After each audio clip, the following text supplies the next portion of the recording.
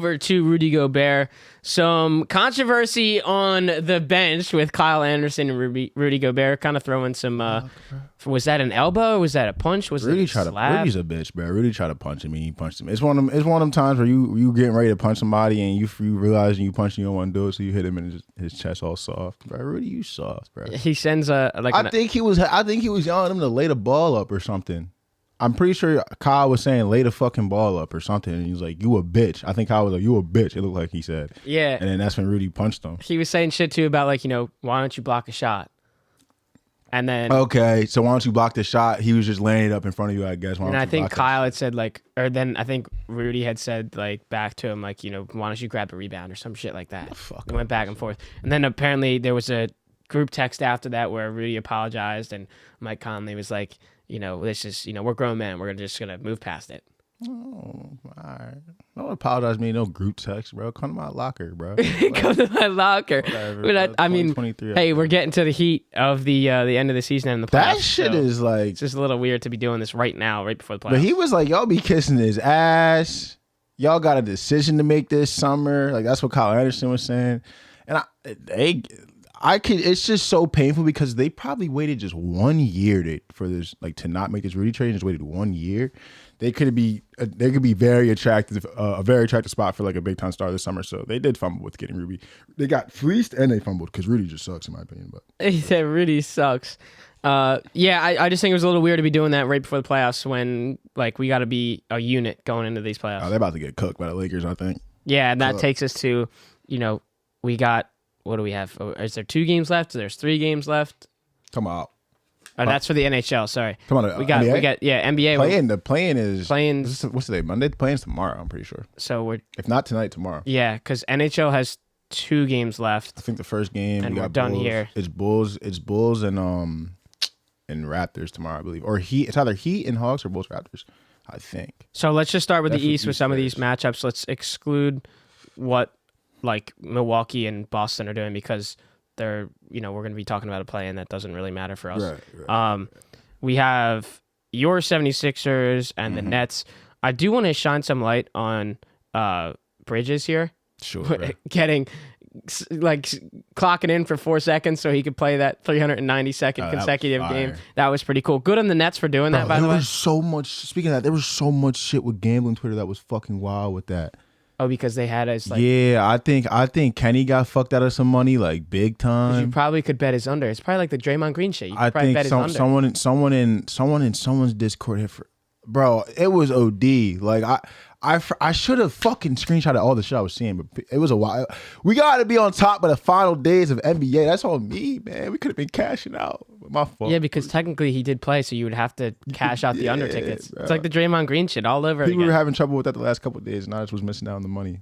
Well, Sixers and Nets is this a 5-game series? Do you think the Nets get 1?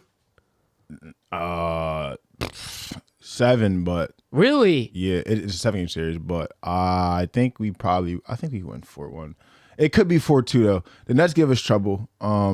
Like, wouldn't be surprised if it's one of those things where they win the opening game. I mean, the Wizards took us to 5 games.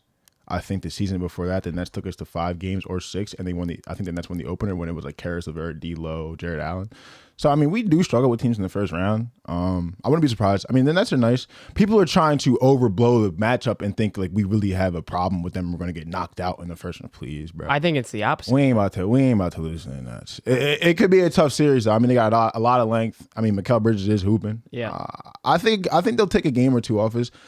2 maximum though. Nothing. In the second game might be like they might win 1 game that's kind of convincing. Like they might be down 2-0 and then they might win one on a buzzer beater or some shit. Like, you know what I mean? But they ain't about to. Nah. I think it's all good in the hood. I'm worried about the Sixers. I'll probably get my Sixers ran out the way. I'm worried about us getting past the second motherfucking round, bro. Because if we don't get past the second round, something's gonna have to change structurally. A la Doc Rivers. Goodbye. Second round, we're gonna have to play the fucking Celtics. We have never beat these guys. I was supposed to have faith. Like would you even believe me if I was like, yeah, bro, we about to go. Like I can't even believe myself saying that shit. I'm gonna happily watch and enjoy and try to do it. But bro, what the fuck? But at the same token, it's kind of how I felt about the Phillies last year. Yeah, true. When they limped into the wild card, you know what I mean? So listen, bro, it can happen. But I think this is like the do or die year for the Sixers, structurally. I think Alton Brand stays around, but coaching wise and possibly direction with the team, I don't think Embiid's going anywhere. That's not what I'm saying, but I think things change if we do get bounced in the second round again. And I think the Sixers will take care of the Nets in 5 games. Yeah, that's 100%. And then you go to the Celtics, and like it's jobs on the line that series. I think actual jobs are on the line that series. Very, very tough to say that the Sixers can get through the Celtics right now. Like, to say. I mean, not like off the bat. If I'm saying it right now, like, who's not picking the Celtics to win that series? Like, to go make another appearance.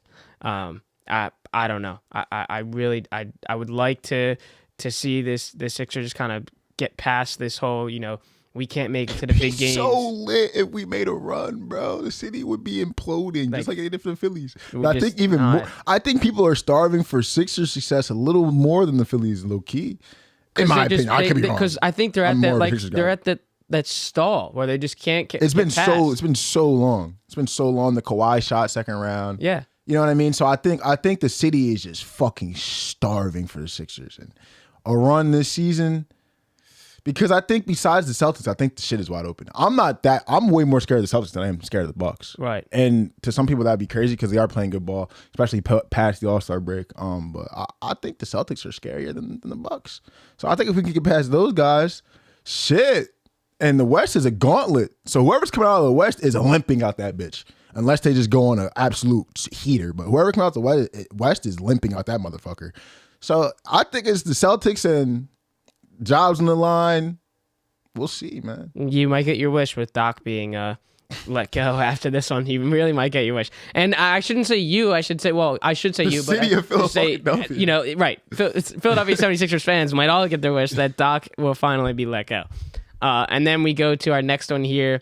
Again, excluding the play-ins and the 1 and 2 seeds. The Knicks. Yep, the Bockers in Cleveland. I hate showing that series. I do not like the Knicks in that series, man. I think it's a 7-game series for sure. I think it's going to be a fun series. Now, I do think you are right with that. I do think 6 or 7 games guaranteed.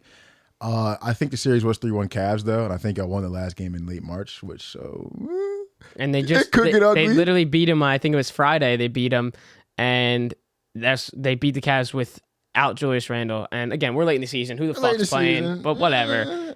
I still think that's a confidence booster. We'll see, but I think it's gonna be a scrappy series. I just don't like what I saw from the Knicks coming down the stretch, from just a strict camaraderie. I just don't think Julius Randle's having as good of a year, obviously, and is going back on his mental like we've seen before. And RJ's had his up and downs. Jalen Brunson and Emmanuel Quickly, if they want to just carry on to the next round, it could happen because I love what I see from Quick. Quick has actually been seriously hooping. We haven't talked about him enough in this podcast. He's had a hell of a year. He's probably going to win 6th man of the year. He should. If they can kind of JB and Quick can go off and get some more production from RJ in a consistent manner, and then maybe Julius Randle's head gets on straight and he's not trying to freak the fuck out of his teammates when they're trying to stop him from getting a technical foul, we could do something here. I think it'd be a fun series, but I got the Cavs. And Obi Toppin playing out of his mind right now, taking that is true. The roles of these guys that aren't able to play right now with injuries. RJ was saying in his presser that it's nice to have a team that has some superstars that are able to kind of work through all this stuff that you're talking about. There's that beef. I believe that was in the Heat game. I could probably even be wrong about RJ's up and downs. I think it could be the adjustment of just dealing with JB coming in the team and 100% being a beast, because people were trying to say Maxey was having it down here, but he's actually averaging more points on better percentages. And if you look at RJ's numbers, it's pretty much the same.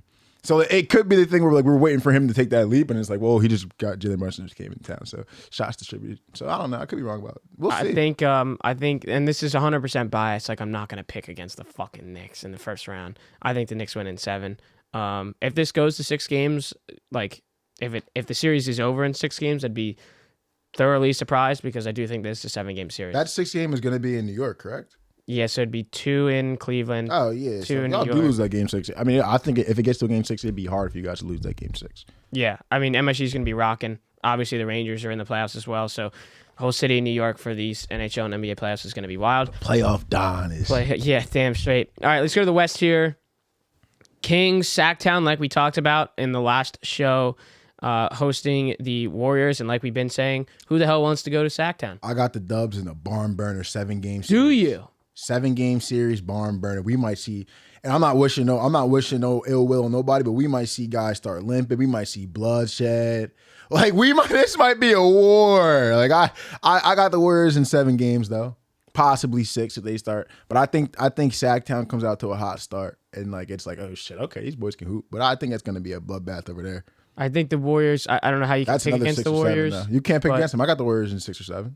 Yeah, no, I don't think I can pick against the Warriors just because, Steph, Clay, Dre, all of them in the playoffs, They just scored 55 points in one fucking quarter and 160 points. It was the Trailblazers, but right, still is a lot of fucking points. Yeah, I think as much as I want to take the Kings in this just because of, how that stadium and that arena is going to be rocking and that tough playoff atmosphere for the Warriors going I'll be betting on the Kings a couple games. Yeah. Game 1 specifically I'm looking at. I think Warriors get it done in 6. I think they get it done in 6. That's fair. And then our last one, the Suns and the Clippers. That is going to be a hell of a series, I think. I think the Suns do win that, but I think that's going to be a hell of a series. Russell Westbrook's actually playing good ball.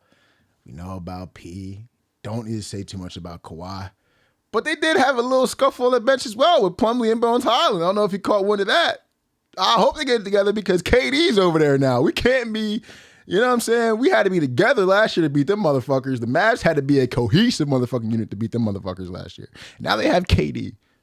Hope they're all right over there in the Clipperville because I like that team as constructed. I think they're deep as fuck and have a lot of players that I deeply have a lot of love for, and I will be rooting for them in this series. But I think the Suns got them. Yeah, like I hate to say it, I want to say that the Suns get it done in 6. Maybe this is just me. Like, I'm just sleeping on the Clippers. I think the Suns get this done in 5 games. 5 might be crazy. 5 might be crazy. This could be a 6 or 7er. I think wholeheartedly this could be a 6 or 7 guy. And this is just, I think the depth of the Clippers could give you just trouble in a series. They could just throw so many guys at all the guys on the Clippers. But, I mean, we'll see. All the guys on the Suns, my bad. But I think the Suns should edge them out. 5 isn't, I think... Yeah, I think my guys can win 2 games. I mean, I don't know. I think I give them 2 games. Hey, we get to see Russ in the playoffs. And Come on, man. Let's see what Russ he can cook. do. Let Russ cook. Literally, I was just gonna say that. I don't know. That's gonna be a tough one. Like I said, maybe I'm just sleeping on the Clippers. But Zubac doubles. I might get cooked. Hey, we get to see Book and KD try to figure this out in the playoffs. I don't know how you can root against them or pick against them in that sense too, in a betting standpoint. I do want to do a parlay of series winners, like Sixers round 1, Knicks round 1, Warriors round 1. Cook this shit out do a parlay. He's putting the Knicks in there. You might as well just chill out. I know. I tried to do the value. Well, they did that. The Phillies cooked me yesterday. I should have just see if you can do something like a play-in team in the Knicks. If you want to take the Knicks so bad. Take the Lakers to win their playing, and then take the fucking Knicks to win the series or something. But you gonna burn your money taking the Knickerbockers, bro. I don't think so. And again, I'm biased, but that's just me.